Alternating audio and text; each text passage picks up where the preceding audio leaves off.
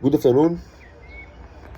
So I'm still having a back pain, and my mother brought me ibuprofen, which helps. Later I should also get the microscope today. I really hope so. And then I have a lot of stuff that I'm eager to test with the microscope. First of all, of course, it's the theory that links the yellow pulse and magnetic fields signals regarding multiplication and the multiplication process itself, the cloning. If it will be established that it's possible to signify, to tell the neurons to multiply outside my body and to help them do so with various materials and the presence of constant or changing magnetic field, it will be a great breakthrough. It will help me a lot, of course. We'll have great numbers of them. We'll be able to do much work.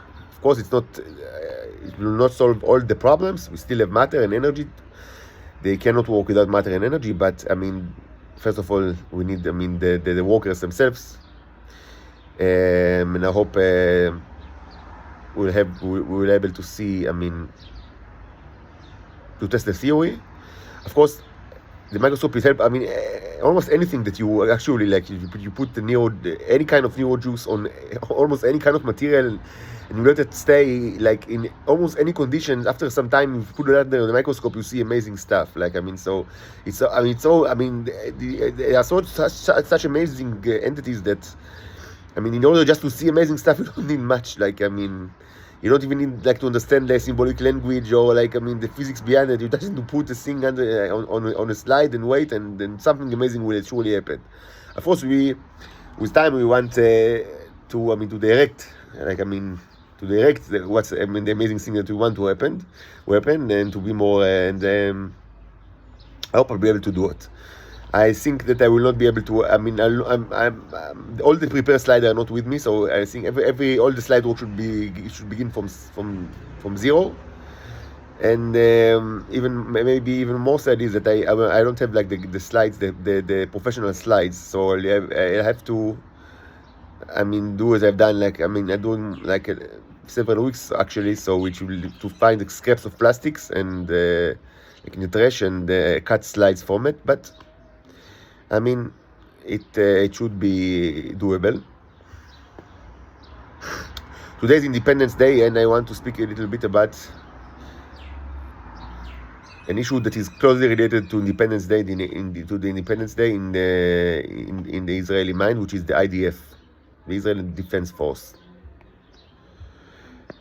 In Israel, the Independence Day and the IDF are closely related. Not only in Israel, the military and the Day of Independence are related, but in Israel, it's like one doesn't go without the other.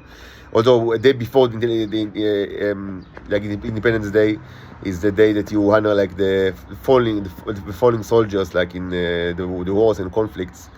So, but even the Independence Day itself is the celebrations are. A lot of it is, around things that are related to the IDF. So I should speak a little bit about the IDF. Of course, only bad things. And no surprise, this will be here. I'm not going to say whatever I will say now in this video will not be very new to almost no one that knows Israel even a little. So no new stuff, but sometimes it's important even to iterate the things that everybody know already, or at least everybody that is a little bit critical towards Israel knows already. Even just for the record, I would say that God hates the IDF much more than I am, and understood it long ago. Literally, God, Elohim, hates the Israeli Defense Force. And for me, it was actually kind of a challenge to understand this level of hatred, because it was not natural to me. You might find it surprising that I speak so much about Shabak and Mossad and not about the IDF, because I almost have no knowledge, direct knowledge, only deduced knowledge, regarding the Mossad and Shabak. And of course I have direct knowledge of the IDF because I've served there for although as an officer for close to 6 years. So you might, I mean, and I never spoke about the IDF. I mean, I've spoken a little bit just about the, things that are related, that are, I mean, not really related. But so there are two reasons for this, I think. Or maybe we should say three reasons. The first reason is that, I mean, after I was released from the military when I was 24, more or less, I didn't have no more connection with the military. I mean, I've done my share and more than that, and that's it. So, but the intelligence community of the Israel is only like more and more, like they surround me just more and more, and they torture me more and more, and they do their dirty tricks and theater shows and physical torture, like only like in increasing matter. So they were, I mean, as I grew up, they were just, I mean, they were more like present in my life, and while the IDF was just, I mean, it became like a memory.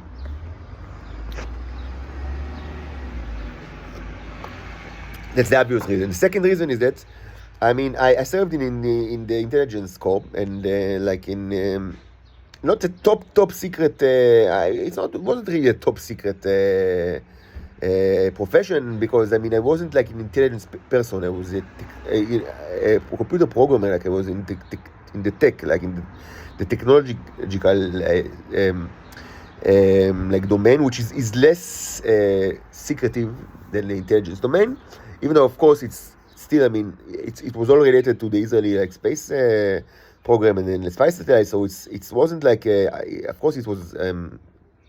It's not like something that you can speak about like openly, and I don't. And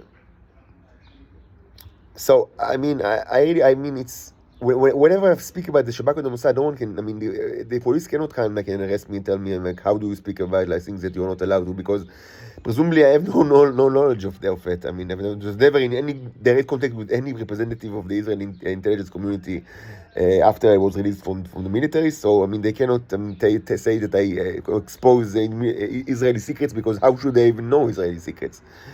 Well, I mean, regarding the military, I mean, if people really want to be like really assholes, and they do, because that's what they are.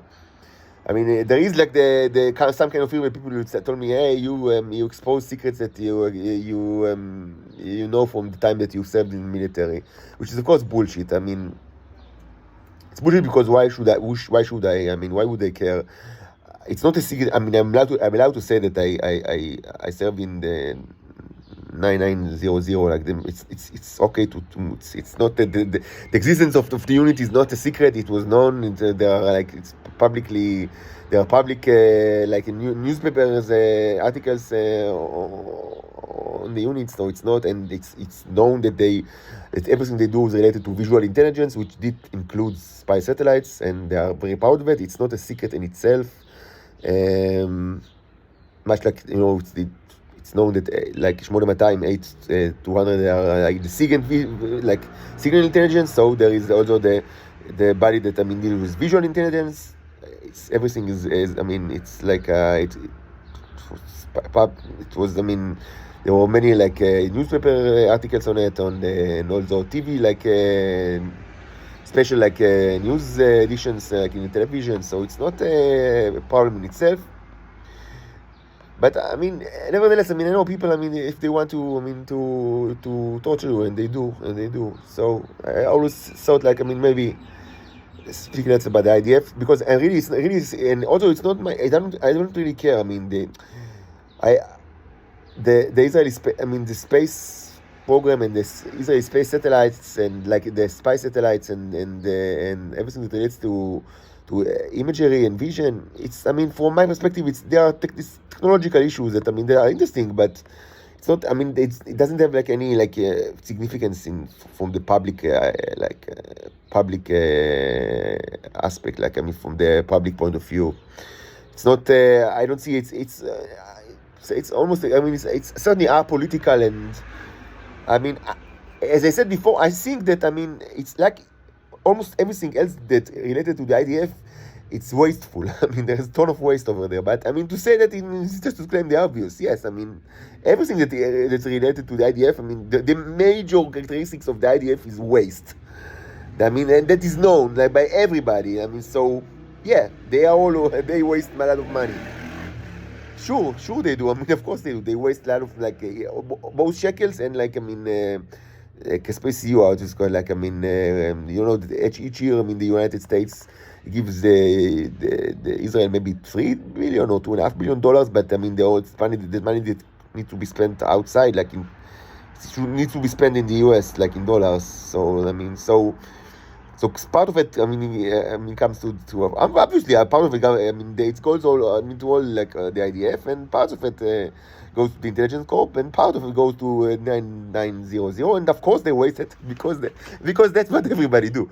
So I mean, to say that, I mean, it's not a big secret. It's it's one of the tenets of the IDF that they waste money all over the place and all kinds of money, whatever they get. Apart from that, there isn't much thing political that gets related to what I've done in the IDF specifically. But yes, I mean, I thought maybe if people really want to be assholes and they really to torture me, they can I don't know, arrest me and say that, yeah, you speak in YouTube about things that are classified, even though of course I don't. And I would say that I don't even think that I have any. It's been a while since I was served in the IDF. I was released in 2007, and in the technological sphere, things are changing. I mean, since there, and it's 15 years, 16 years, and so many things changed. So anything that relates to technology it becomes, even if it was some of it was indeed classified, back in the day. I think that by now, I mean, I assume that most of it is just, it's just outdated. I mean, not things that, should be spoken about in YouTube, but things that, that are not just, that relate to, belong to the past, because things always change with technology for certain, and both from the space,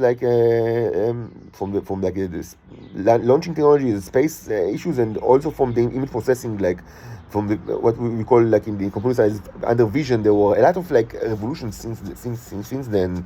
If people if you know a little bit about the subject from academic point of view, there were several big advancements in the category of vision under computer science since then. So I think that probably most of it is just outdated, and certainly, computer vision is something that it's important part of let's say the practical side of computer science, and of course it's related to neural networks and artificial intelligence. That these are also subjects that a lot of that shown a lot of advancement in the last 15 years. So I would say that probably I have even if I wanted, I couldn't have share any classified information. That in any way is related to current state of affairs, because again, I was, while serving in the intelligence corps, I was not an intelligence person, but in the technology domain. And another reason that I don't speak a lot about the IDF is that as many people in Israel, I served there when I was a young person, and I was a very critical person, even when I was young, even at the age of 18. But still, and that's part of the problem, and I'll speak about it in a while. It's part of the problem for everyone, that, they have, even if not all the time was, that was good, and even if they have bad memories, still, it was 6 years. For most people that's 3, but I've done more. So for 6 years that that were very important in math, because I was young. It was just from 18 to 24, very formative years.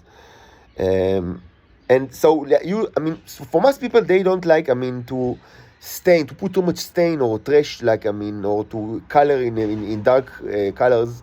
Time of their life that was so formative, and perhaps it was a great time, perhaps it was a bad time, and for most it was mixed. But they try to, they it's something that is they still have emotions regarding this time. It is true not only for me, but for many people in Israel. It's as I said, it's part of the problem that this causes people to be irrational towards the IDF. And this is some of the reason. This is part of the reason why it's a holiday in Israel that that celebrates the IDF, which is the Day of Independence today. It's it's the holiday of the IDF. as I started, as I said in the beginning of this video. It's becoming something like it's a religious kind of. I remember my late grandfather told me that it's the most important holiday in the year is he thinks is means the Independence Day.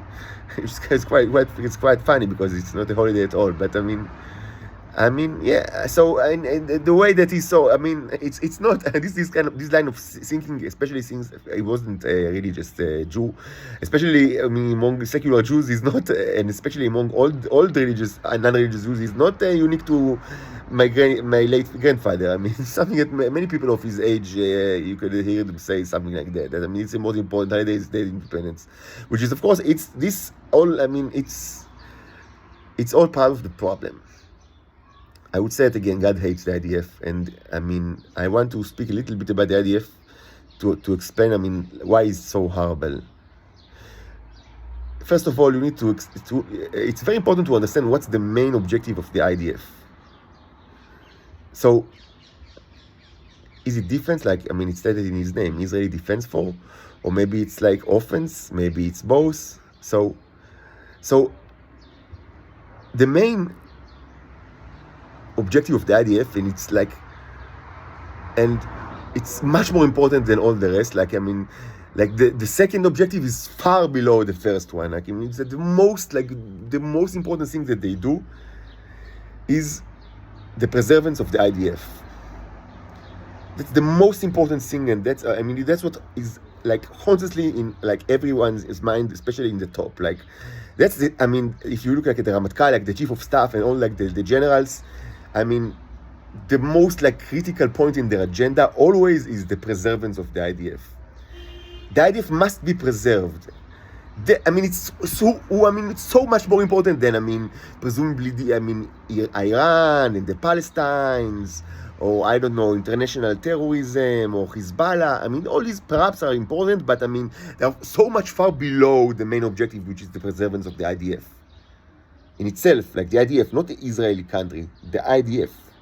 The IDF should be preserved the way it is. It's a critical, this is the critical objective, that it will stay the way it is. And it must resist all kind of change. And of course that, for that purpose, it's more than possible. It's actually recommended to start conflicts. It's much more important than human life, for example. If somebody is questioning regarding this issue, so no, this is much more important than anything else. It's that they will continue to be what they are, and they always have been. They want to exist. It's like an organism that wants to exist. It's a big organism, fat organism, powerful organism, especially within the Israeli society, and they want to keep being what they are. They don't want to change. They don't want to be smaller. And the things that the least of all, something that they fear so much. There is one thing that they fear so much that they even don't allow to speak about it when you are in the military, and they do everything that they can to shut any kind of discourse outside of the military, to a point that there is one thing, one kind of possibility or a future that is so horrible from their perspective, that they do everything they can, so people will not even speak about it ever. So it's even outside of it's something that is so